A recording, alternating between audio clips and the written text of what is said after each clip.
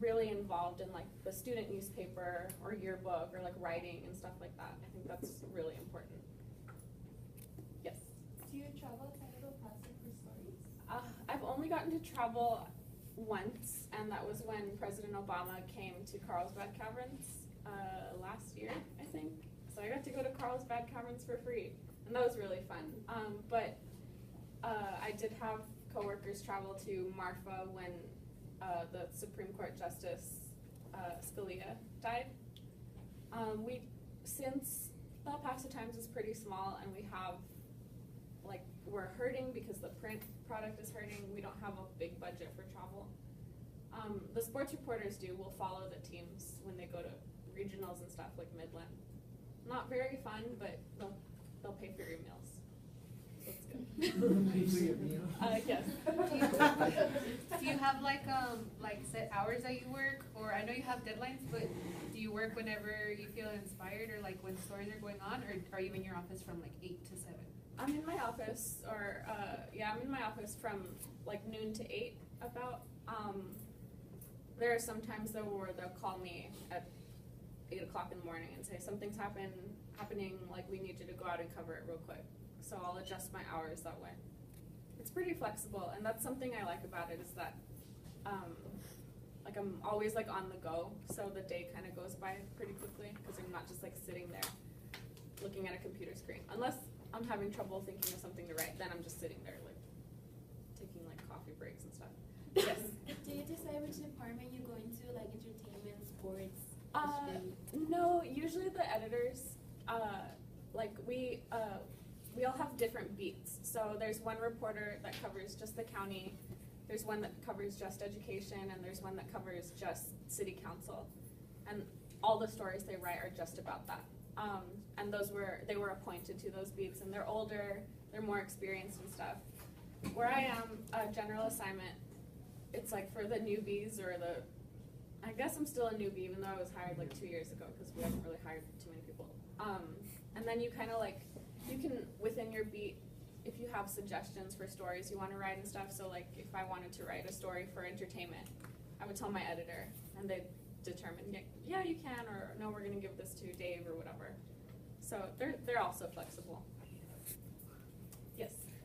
How do you deal with writing stuff that goes against your personal beliefs? As a journalist, my job is to be as unbiased as possible, because I want people to trust what I'm writing and to trust me as a reporter. That's one of the most important things for me. So if I do have to write about somebody or something that I might not personally agree with, I put that at the back of my head for the sake of my job, because it's more important for me to present something that's honest and that's unbiased than have my readers know, like, oh, well, she doesn't support him, or she supports him, so I know what she's writing is crooked or biased. So I just like put it to the back of my mind. And to me, I think one of the most important things about being a journalist is keeping a very open mind to people and to being very receptive of what people say, because otherwise you might miss something. Yes? How do you go about like distributing the newspapers? Because I know, or is that something separate? It is separate. We have separate from our building, we have the press and pre-production and production and stuff, and that's where they print the paper, and then people assemble it, and then it's distributed through trucks and stuff like that. What else? Yes? What are some things that are like in the newspaper that people typically like miss seeing them, and we should be noticing?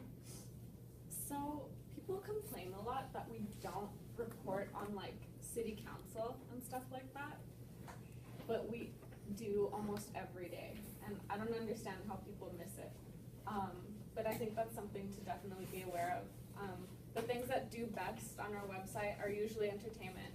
Khalid like kept our numbers up for like a month because people kept coming. We covered like his CD release at Bassett Center. People just kept coming for that. So it kind of overshadowed stuff like city council and like things going on with the arena and stuff like that.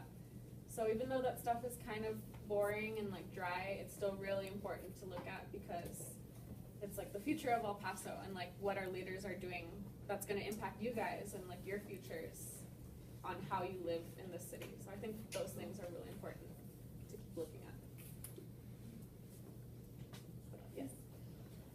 What are some things only you, as a writer or journalist, can do that other careers cannot? That's a good question. I think, like, personally, I think I take a lot of time for some stories to really build relationships with my sources. And I think a lot of that trust comes from them knowing that I work at the El Paso Times. So part of that, like, lends credibility to me. Whereas, like, if you're just running a blog or you're just, like, out there writing your own newsletter or something, people are going to ask you, like, well, like, where are you from? Like, who are you with or something? And if you can't really give them an answer they want, they might not talk to you. So that's something that I think just comes with being a journalist. It can be hard, though, because sources can turn against you in, like, a second if they want. What else? I have a question. Yes. How do editorials work? Does anybody write them, or are there certain people, like staff members, that write the editorials? So we have an editorial board at the El Paso Times, and I think it's made up of the publisher, who is Lilia Castillo-Jones, and then our editor, who's Bob Moore, and then one of our human resources directors, her name is Milena. And they form like a committee, and they talk about what they want to write about for editorials, and they write it. So it's completely separate from the newsroom. People often get it mixed up that we're the ones writing, and people get mad because they think that, well, we're taking a stance, or that's not being a journalist. Like I said, it's not being unbiased, but it's like completely separate from what the reporters do.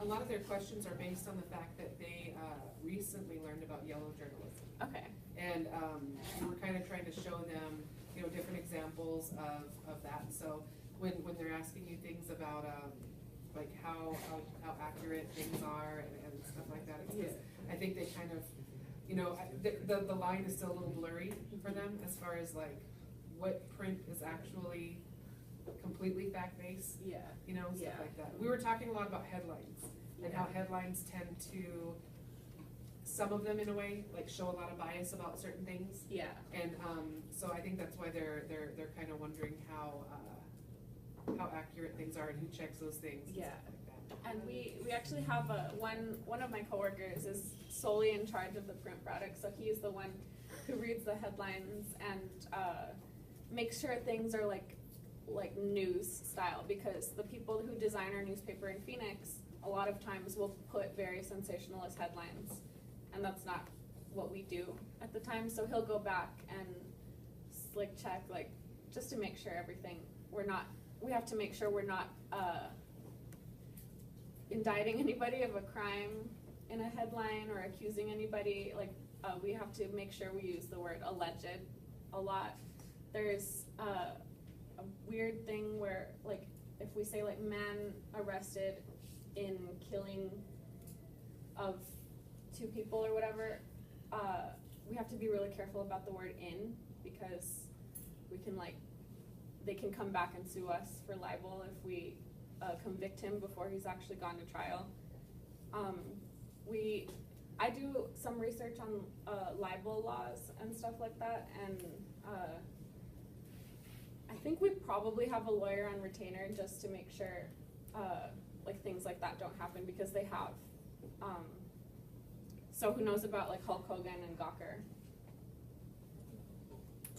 Hulk Hogan sued Gawker for publishing a sex tape that he did, and he won, which is really kind of scary because Gawker got it from somewhere else, and the jury decided that it was illegal what they did, but it actually wasn't. It was just that Hulk Hogan had a really good case against Gawker. So anyway, Gawker ended up folding, and they don't exist anymore. So we have to really watch what we do in terms of libel and stuff like that. Yes? What's something that could get you fired?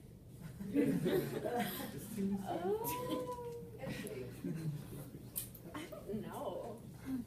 Probably if if it turns out like one of us was getting bribed or something, or like bribed not to write about something, or if we plagiarize, that's like a huge no. You can't plagiarize. Oh no, they know all about what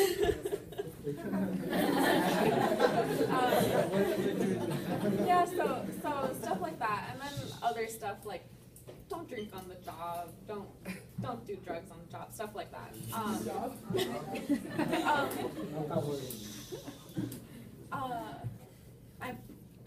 I've never actually, in my time there, I've never seen anybody get fired.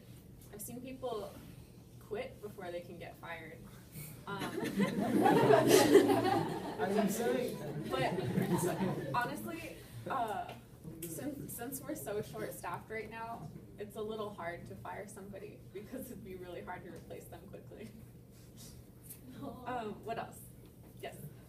Who organizes like the newspapering? How do you know what to put like in big? Is it like mostly to catch people's attentions, but then the ones that like are not as popular, do you put them like differently? Yeah, that's a good question. So the news, what is he called? He's the print manager or something like that.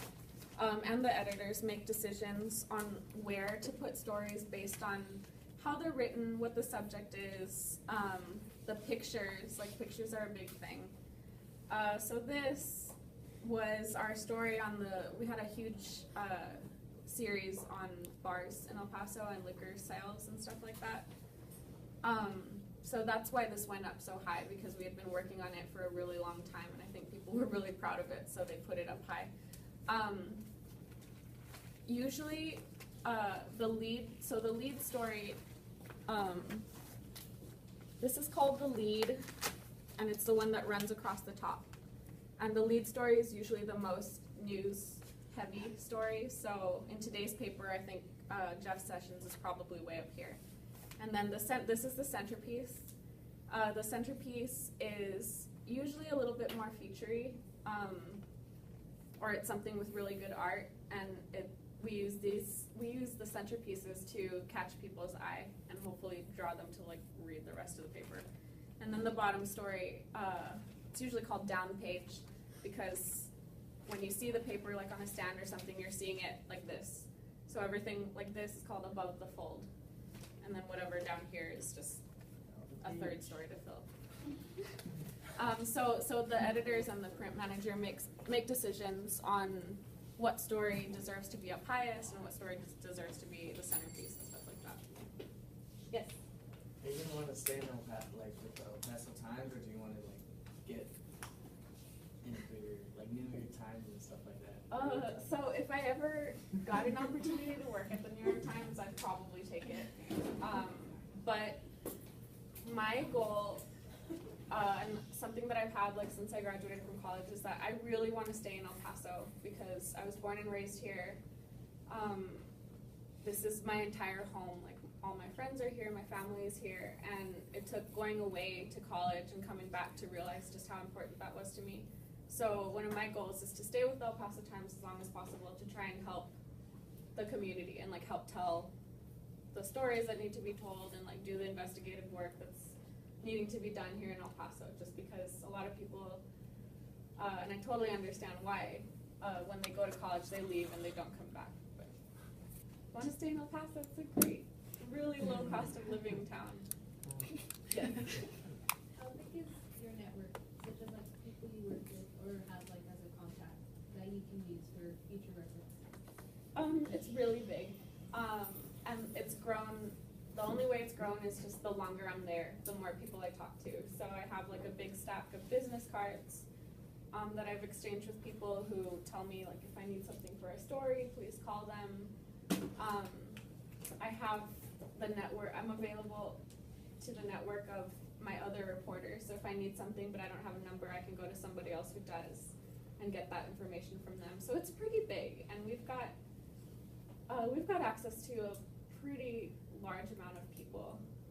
And then in terms of the newsroom, I think there's about 30 of us working there right now, which is really, really small. There are papers who have hundreds of people working for them. So 30 is tight. Yes? Would you